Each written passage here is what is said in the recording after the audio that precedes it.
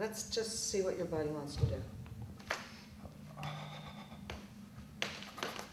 It's as old as time. I think it's something practiced by the Kalahari Bushmen in Africa. You know, in the Pentecostal faith, there's shaking.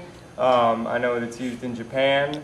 What's interesting for me and what I experienced through the shaking is with spastic cerebral palsy, which is what I have, the brain is constantly sending the message to tighten up when my muscles are actually fine. So I'm getting constantly reinforced to tighten up, and my legs and muscles are so tight that that's what causes everything to turn in and go in and down. What the shaking does is sort of reverse that. That's what it feels like to me anyway. It's a release of that tension. So distribute the weight. The grip in the back is crazy. This is involuntary shaking, just so you get a picture of it. We set it out in a certain way where I want the shaking to go, and then it jumps over to being an involuntary shake. And it looks so violent or abrupt or whatnot because it is releasing and reversing that messaging system.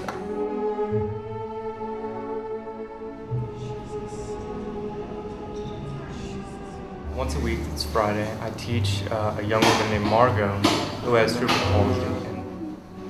Remember the ice cream cone, melt the ice cream, bring that sternum down. This idea of, can this work be effective on another person? And can I take what I've learned from Tamar and teach it to someone else? It doesn't hurt, does it? No. Okay. Previous to last week, Margot never moved her leg, ever, in that way. And that's, yeah, that's great. This is doing something. Yeah, no, it's very cool.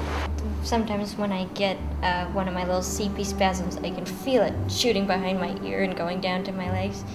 And the shaking felt the same way, but instead of going down and causing bad stuff, it went down and caused good things. So it's like it's reversing itself. I couldn't be quiet. It was impossible for me to be quiet. And that's, look, that's what's going on. Like, things have just quieted down. Everywhere.